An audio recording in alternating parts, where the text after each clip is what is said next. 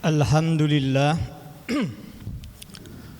Alhamdulillahilladzi amata wa ahya.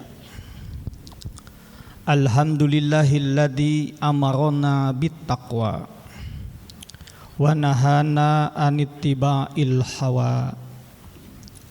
Asyhadu an la ilaha illallah ni'mal wakil wa ni'mal maula. Wa asyhadu anna sayyidina Muhammadan abduhu wa rasuluhu wa may yunkirhu faqad dhalla dhalalan ba'ida.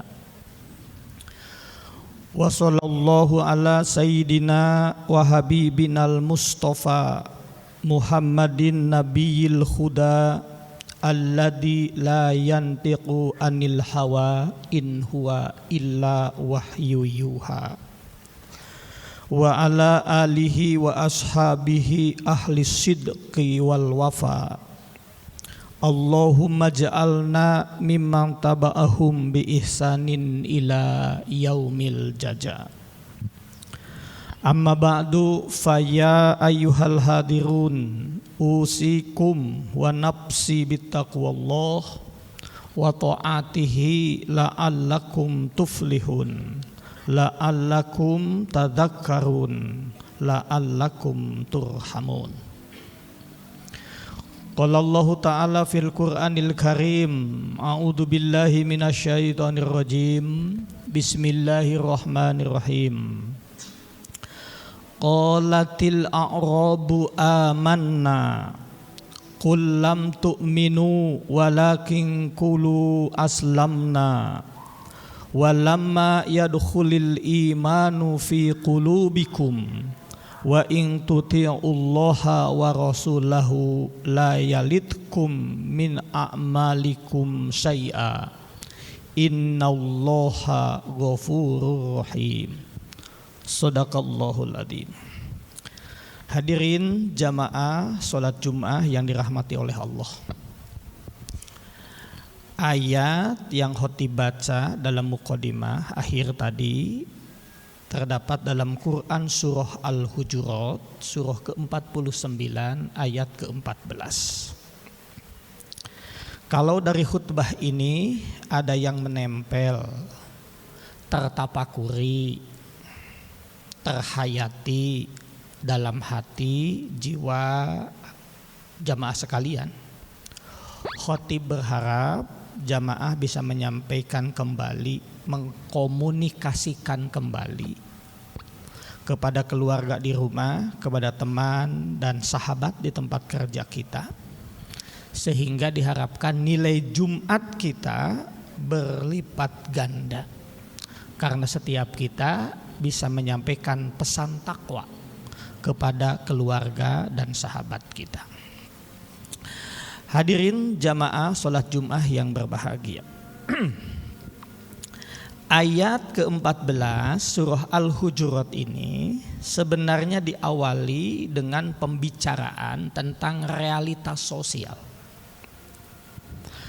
Allah Subhanahu wa ta'ala di satu sisi mengungkapkan tentang gambaran realitas sosial, di sisi lain Allah mengungkapkan bagaimana cara si kita menyikapi realitas sosial itu.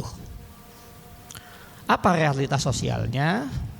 Di ayat 13 Allah menegaskan kepada kita, a'udzu billahi minasyaitonir rajim, ya ayyuhan nas inna khalaqnakum min dzakari wa unsa. Kami, wahai manusia, kata Allah, kami buat kalian ini ada laki-laki, ada perempuan. Ini realitas. Laki-laki dan perempuan itu di ayat yang lain, di Ar-Rum ayat 21 disebut azwaj, artinya pasangannya. Jadi pasangan laki-laki adalah perempuan, pasangan perempuan adalah laki-laki. Jangan coba-coba merekayasa formasi ini, karena lama-lama kalau kita memaksakan laki-laki berpasangan dengan laki-laki, perempuan dengan perempuan, lama-lama jumlah manusia akan menyusut bahkan punah, dan kepunahannya boleh jadi dipercepat oleh Allah dengan turunnya laknat. Itulah yang kita temukan dalam petunjuk Al-Quran lewat kisah umat Nabi Lut alaihi salam. Nah, jadi menurut Al-Quran pasangan itu adalah laki-laki dan perempuan. Selanjutnya Allah menegaskan di ayat berikutnya, wa ja'alnakum su'ubaw wa qabaila lita'arafu. Ini pun realitas sosial. Jadi Allah pun menjadikan kita ini berbangsa-bangsa, bersuku-suku. Ada suku Amerika, ada suku Eropa, ada suku Australia. Di Indonesia juga begitu. Itu realitas sosial. Ini kenyataan sosial. Nggak bisa kita bantah. Nah, poinnya di akhir ayat Allah menegakkan inna akramakum indallahi atqakum innallaha alimun khabir. Ayat ini Allah mengajarkan kepada kita bahwa kemuliaan kita dalam hidup ini bukan karena kita laki-laki. Yang membuat kita mulia itu bukan karena kita perempuan. Yang membuat kita menjadi mulia bukan karena suku kita. Bukan karena gender kita, bukan. Allah menegaskan bahwa yang menjadikan dan mengantarkan setiap kita meraih posisi kemuliaan adalah ketakwaan kita kepada Allah. Pegang aja itu. Nah, apa itu takwa?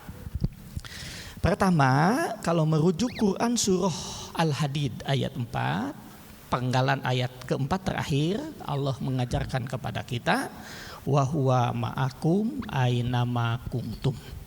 Allah beserta kamu dimanapun kamu berada. Orang takwa adalah orang yang merasa diawasi, diperhatikan, dimonitor oleh Allah.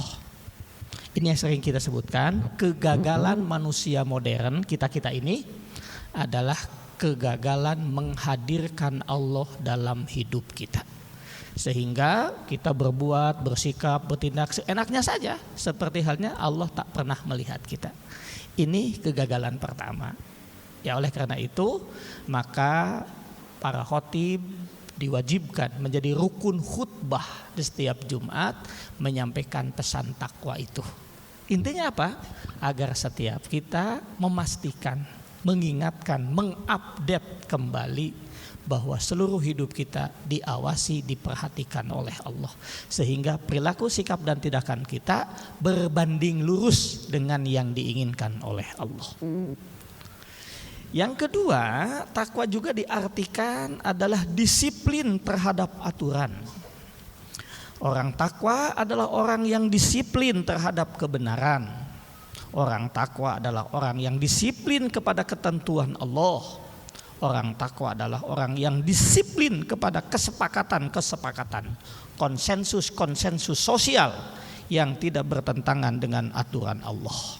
Intinya, ketakwaan adalah keistiqomahan, panceg, kukuh, pekuh, teguh, memegang kebenaran, membela kebenaran, mengkomunikasikan kebenaran, dan menegakkan kebenaran. Maka ketika orang Arab pegunungan, ketika kita menjadi orang Badui datang kepada Nabi, dia mengatakan, qalatil a'rabu amanna. Wahai Muhammad, kami telah beriman. Akan tetapi pengakuannya langsung dibantah oleh Allah. Qul lam tu'minu walakin qulu aslamna. Katakan Muhammad kepada mereka bahwa mereka belum beriman, tapi baru menyerah kepadamu karena otoritasmu sebagai nabi. Mereka baru menyerah kepadamu Muhammad karena engkau memiliki otoritas sebagai pemenang perang. Iman belum menyentuh ke dalam jiwanya. Kalau sampai saat ini boleh jadi iman kita pun ditolak oleh Allah. Kalau lihat pesan ayat ini, kenapa Allah membantah keimanan orang-orang Badui itu? Menurut para ahli sejarah, para ahli tafsir, bahwa kekurangan orang-orang Arab Badui dalam hal keimanan adalah disebabkan mereka terikat penuh terhadap kesukuan, terikat penuh terhadap gendernya, terikat penuh terhadap golongannya. Ia selalu mendahulukan kesukuannya ketimbang ketakwaannya. Ia lebih membanggakan gendernya ketimbang ketakwaannya. Padahal menurut Al-Quran yang harus diutamakan adalah ketakwaan. Inna akramakum indallahi atqakum. Jadi yang paling mulia itu bukan yang paling kasep, bukan yang paling pintar, bukan yang paling kaya, bukan itu. Tetapi menurut ahli tafsir adalah orang-orang Badui ditolak keimanannya karena mereka memiliki orientasi yang kuat terhadap kesukuannya. Maka bila mereka sukunya salah, mereka bela mati-matian. Bila golongannya salah, mereka pasang badan sedemikian rupa. Padahal di dalam ajaran Islam yang harus dibela mati-matian adalah ajaran Islam. Yang harus dibela mati-matian adalah kehormatan Allah, kehormatan Al-Quran, kehormatan Rasulullah Sallallahu Alaihi Wasallam. Maka ketika mereka datang kepada Madi, amanna, kami telah beriman. Allah ngasih tahu, bukan mereka belum beriman. Hadirin jamaah sholat Jum'ah yang dirahmati oleh Allah. Lalu apa ciri-ciri iman yang dikehendaki oleh ayat ini? Ayat ini mengajarkan kepada kita jangan sampai orang-orang yang telah mengaku beriman suka memanipulasi realitas diri.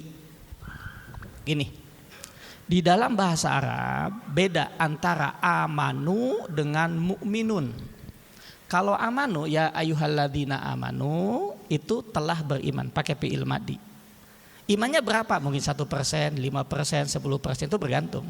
Tapi kalau al-mu'minun itu mukmin profesional. Maka boleh jadi mudah-mudahan tidak keliru di Al-Quran tidak ditemukan Allah memanggil ya ayyuhal mu'minun. Karena kenapa? Mukmin ini sudah profesional, tidak perlu diingatkan lagi. Tapi yang diingatkan adalah amanu, yang telah beriman. Berapa kadar imannya? Bergantung.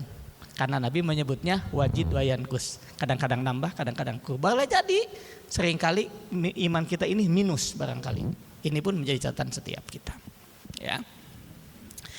Jadi ayat ini ingin menyampaikan kepada kita, jangan sampai kita yang telah mengaku beriman suka memanipulasi realitas diri dengan membuat alasan-alasan supaya tidak melaksanakan ajaran Islam karena hal-hal yang terkait dengan egoisme kedirian kita. Padahal itu adalah bohong. Pura-pura sakit karena tidak mau ke masjid. Kita pura-pura sakit karena tidak mau sholat berjamaah di masjid. Kita pura-pura sakit karena kita tidak mau berjuang.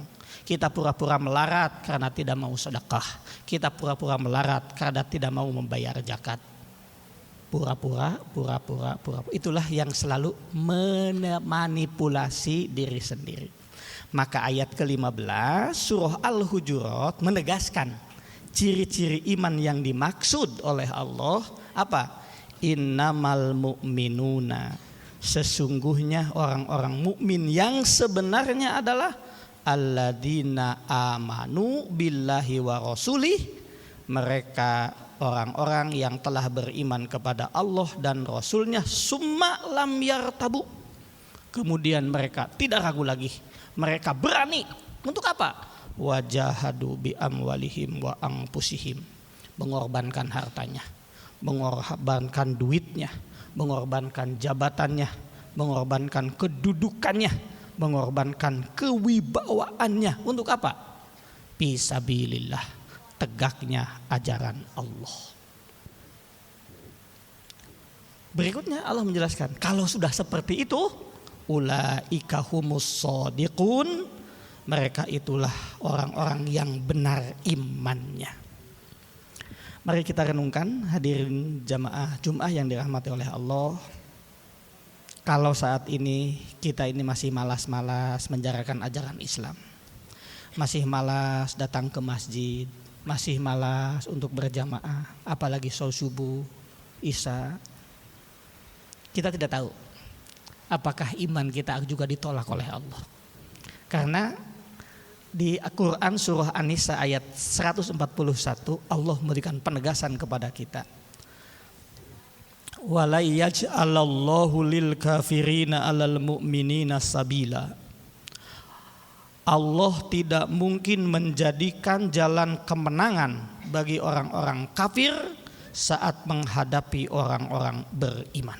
Tegasnya ayat ini menegaskan kepada kita, tidak mungkin orang-orang kafir bisa mengalahkan orang-orang yang beriman. Tapi realitasnya kita saat ini kita menyaksikan, kita melihat dan kita merasakan. Ini barangkali tugas kita, kembali meneguhkan keimanan kita. Inilah saat kita menjelaskan, mengoreksi kualitas iman kita. Dalam buku Islam Today menjelaskan, Islam, umat Islam generasi awal mampu menaklukkan negeri dan hati setiap orang. Padahal Qur'annya sama, hadisnya sama, sunnah yang diamalkannya sama. Tapi kenapa realitasnya hari ini jadi berbeda? Ini pertanyaan bagi kita. Iman yang diterima oleh Allah, kembali kita baca di Quran surah Al-Hujurat ayat 100, ayat 15. Semoga Allah yang maha sempurna menyempurnakan semua ikhtiar kita, dan Allah mengistiqomahkan kita, keluarga kita, pasangan hidup kita istiqomah di jalan husnul khotimah, istiqomah menjadi ahli ibadah, ahli takwa dan ahli sedekah insyaallah. Barakallahu li wa lakum.